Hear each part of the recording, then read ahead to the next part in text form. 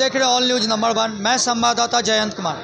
आज मैं पाटलिपुत्र की धरती पाटलिपुत्रा कैंपस में मौजूद हूँ। आज यहाँ पे जनसुराज के कर्ता धर्ता श्री प्रशांत किशोर जी का आज प्रेस कॉन्फ्रेंस रखा गया है। इस प्रेस कॉन्फ्रेंस के माध्यम से कई ऐसे दिग्गज नेताओं हैं जिनके बारे में वो पूरा काला चिट्ठा खुलासा करने जा रहे हैं, और इस खुलासा के बाद बिहार की चुनाव आगामी 2025 की चुनाव में क्या खलबली मचने वाली है, क्या उलट पुलट होने वाला है, ये आज के प्रेस कॉन्फ्रेंस में देखा जाएगा। आप बने रहें संवाददाता जयंत कुमार के साथ, देखते रहें ऑल न्यूज़ नंबर 1। उसके एक दिन बाद तारीख नोट कर लीजिए, 20 फरवरी 2021 को 10 लाख रुपया इन्होंने अपने पीए के अकाउंट में डाला है। अकाउंट यहाँ पर डिटेल आपको दे देंगे। और 34 लाख रुपए का जमीन वापस इनसे ले लिया।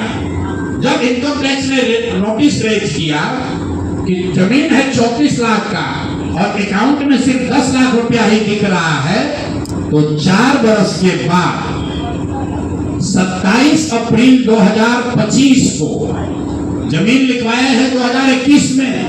इनका क्रेडिट कीजिए। हमको संजय जायसवाल पूछते हो, राम की जो है अयोध्या राम रेड्डी इस संसद में डिक्लेयर्ड देश के सबसे ज्यादा पैसे वाले सांसद हैं, जिनका डिक्लेयर्ड वेल्थ संसद के रिकॉर्ड में देख लेना 750 करोड़ है।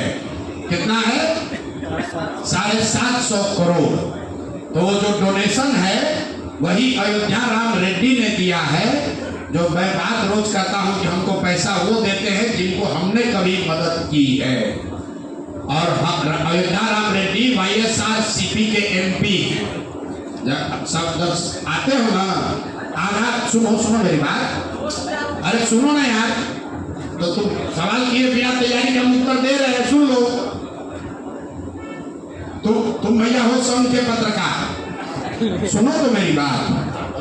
तुम संघ के पत्रकार हो, सब लोग देखो हंस रहा है, तो सवाल लाए तो उसका उत्तर सुन लो।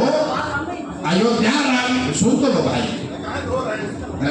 अयोध्या रामी रेड्डी इस लोकसभा राज्यसभा के सबसे धनी, सबसे ज्यादा डिक्लेयर्ड वेल्थ वाले मेंबर पार्लियामेंट हैं। और उन्होंने अपनी एक कंपनी से जनसुराज को डोनेट किया है, क्योंकि किसी जमाने में जब हम वहां काम करते थे तब अयोध्या रामी रेड्डी MP बने थे। समझ में आ गया? बोले थे ना कि हिंद महासागर में डूबोगे ना तो उसी में निपट जाओगे। वृद्धा पेंशन को लेकर के विपक्ष का कहना है कि ये पेंशन मैंने चालू कराया, 1100 रुपया पेंशन मिल रहा है, लेकिन वो धरातल पे नहीं जा रहा है। क्यों? क्योंकि जिला लेवल पे, राज्य लेवल पर बहुत जगह बायोमेट्रिक काम नहीं कर रही है। पेंशन तो मिल नहीं रहा है। जो घोषणा हुई है जी, कम से कम सरकार, मैंने तो पहले कहा कि घोषणा तो अफसर कर रहे हैं, इस डेस्परेशन में कर रहे हैं किसी तरह सरकार बन जाए कि हमारा सल्तनत चलता है। बहुत से घरों तक वो पेंशन नहीं पहुंच पा रहा, बायोमेट्रिक काम नहीं कर रहा है। लेकिन ये जो बात है कि क्या इसको जांच लिया जाए कि क्या राजद के कहने पर या उनके दबाव में हुआ है। तो भाई राजद पिछले 10 वर्षों में 3 वर्ष तो तेजस्वी यादव खुद ही डिप्टी CM थे। तो अगर उनको वृद्धों के, विकलांगों के, विधवाओं के पेंशन की चिंता थी, तो जब वो डिप्टी CM थे तो 400 से बढ़ाकर 450 क्यों नहीं किया? आज क्यों ध्यान में आ रहा है?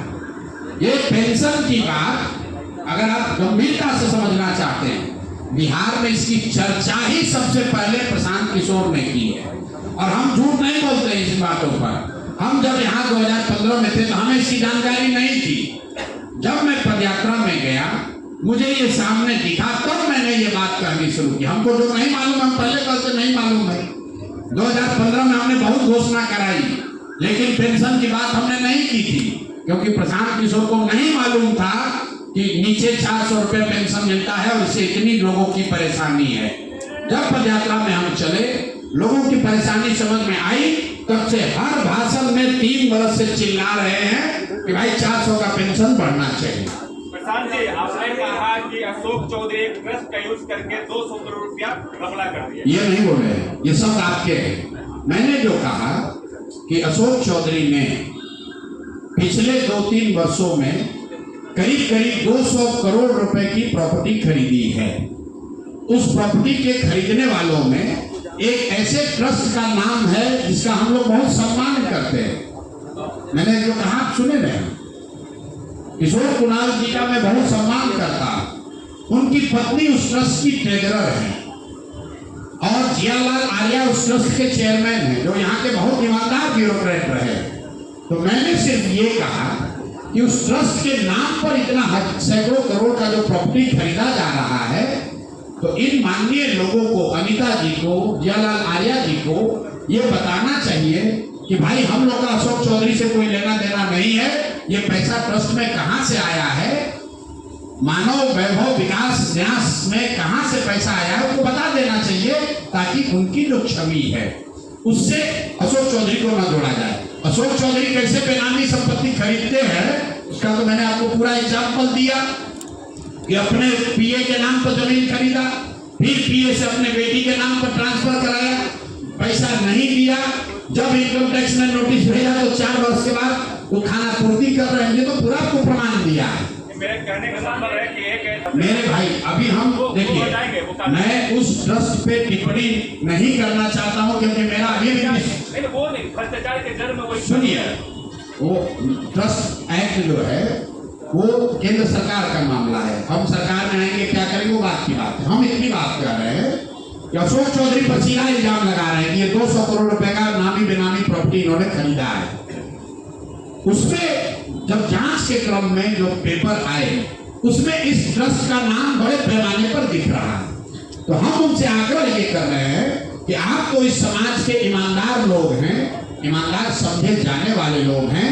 अगर आपका नाम, जैसे अशोक चौधरी की पत्नी का भी नाम उसी में है और ट्रस्ट का भी नाम उसी में है और ज्वाइंट डीड हुआ, तो ट्रस्ट को ये क्लियर कर देना चाहिए कि भाई हमारा इनसे कोई लेना देना नहीं है, इल्जाम अशोक चौधरी पर है।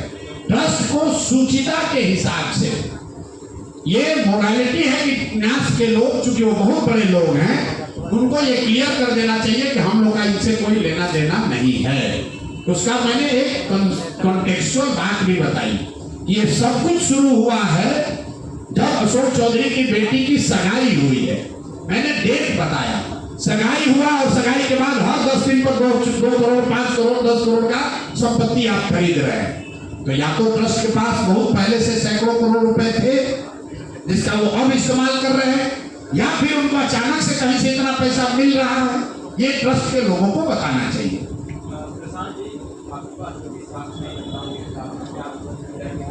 न कोर्ट में, जनता की कोर्ट में है।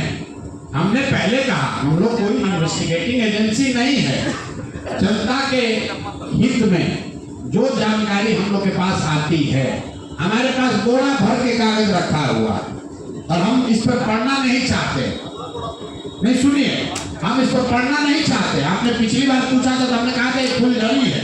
अब देखिए पटाखा, नीतीश कुमार का मंत्री 200 करोड़ रुपए का प्रॉपर्टी यहाँ खरीद रहा है। देखिए पटाखा की यहाँ का डिप्टी सीएम मर्डर का एक्यूज है, जेल काट के आया है, फर्जी डिग्री लगाया, वो तो छोड़िए मैट्रिक पास नहीं किया। देखिए तमाशा की भाई एनडीए का मंत्री तेल चोरी कर रहा है, फर्जी वाउचर लगा रहा है। तो ये आपको बता रहे हैं लोग, ऐसा नहीं है कि कोई दूसरा मंत्री के पास हमारे पास कागज नहीं है, सबके लिए शिकायत है। लेकिन बिहार सरकार में जो 4 सबसे भ्रष्ट नेताओं की चर्चा है, उन 4 नेताओं के बारे में आपको बता रहे हैं। कर देंगे बस, सारा खत्म होगा और सूची के लिए आपको प्रेस कॉन्फ्रेंस के लिए बुलाएंगे।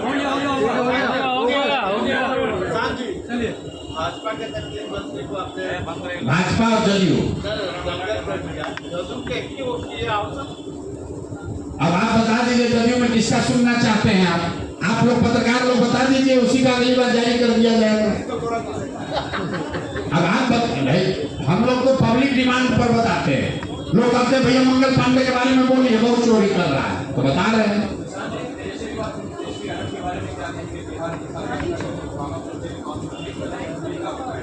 देखिए, मैंने पहले कहा है कि राजद और तेजस्वी यादव कलम वाले नहीं, कट्टा वाले नेता हैं। कल मैंने भी एक वीडियो देखा है और आपके माध्यम से इस बात को अच्छा वो आपने उठाया।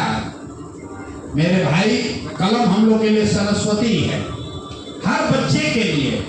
हम लोग सरस्वती के पैर के नीचे अपना कलम और किताब रखते हैं कि हम लोग को कुछ ज्ञान होगा। जीवन में पहली बार मैंने देखा कि कोई नेता कलम को ऐसे फेंक रहा है जैसे लग रहा है कि वो फूल फेंक रहा हो, कोई टॉफी फेंक रहा है। ये सीधे माँ सरस्वती का अपमान है।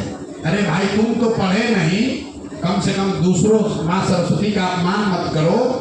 लेकिन इनको समझ तो होगी नहीं। अगर कलम का सम्मान ही करने आता तो नौवा फेल रहते। लेकिन मैंने क्या कहा, ये सब अपना बूढ़ा से अब कलम के का लालच दे रहा है। ये हैं तो कट्टा वाले नेता ही। तो कलम का उपयोग क्या है, कलम का सम्मान क्या है, कलम की गरिमा क्या है, वो तो उसको समझ है नहीं। अपना खड़ा होकर कलम फेंक रहा है ऐसे। कलम को फेंक, हम लोग पेपर गिरता था तो हम लोग उसको उठा के आदमी प्रणाम करता है। बच्चों में अभी भी आदत है, गिरा हुआ पेपर रास्ते में मिलता है, आदमी उसको उठाकर सर पर लगाता है, सरस्वती को प्रणाम करता है। और ये आदमी कलम रोड पर फेंक रहा है तो ये दिखाता है कि ये लोग किस सोच के, किस विचार के लोग हैं। मैं हमेशा कहता हूँ, इस व्यक्ति के पास सब कुछ है, सिर्फ सरस्वती के का वरदान ही नहीं है। किसान जी, सवाल है और बीजेपी की नीतियों को लेकर के जो बोला है, आरोप लगाया है, लेकिन संजय जायसवाल ये कह रहा है कि ये केवल भाजपा और जदयू के नेताओं पर बोल रहे हैं ताकि राजद पैदा हो। राजद भी 3 साल तक सरकार में रही और नीतीश कुमार ने सरकार बदलते। राजद पर बोलने की क्या जरूरत है? बिहार का बच्चा जानता है कि राजद का कैरेक्टर क्या है, राजद में किस तरह के लोग हैं। सब जानता है कि ये लोग चोरी, बदमाशी, भ्रष्टाचार, अपहरण, रंगदारी, कट्टाबाजी, जमीन कब्जा, यही ये सब करता है। उन पर आरोप लगा, उनको जेल हुई, वो आज चुनाव नहीं लड़ सकते हैं, वो सत्ता से हटा दिए गए। लेकिन भाई, जो लोग सत्ता में बैठा है वो इसलिए तो नहीं बच सकते हैं कि राजद वाले बहुत खराब है। तुम तो भाई उनसे भी ज्यादा खराब हो। का मुद्दा बहुत आ रहा है, किसका? प्रधानमंत्री भी आते हैं, गृह मंत्री भी आते हैं, यही बात करते हैं। मेरे भाई, विकास नहीं किया गया उन्होंने। ऐसा है, आप ही लोग कहते हैं मोदी इतने शक्तिशाली लोकप्रिय प्रधानमंत्री हैं। कुछ लोगों ने कहा अमित शाह बहुत देश के सबसे मजबूत गृह मंत्री हैं, वल्लभ भाई पटेल से ज्यादा लंबे समय से हैं।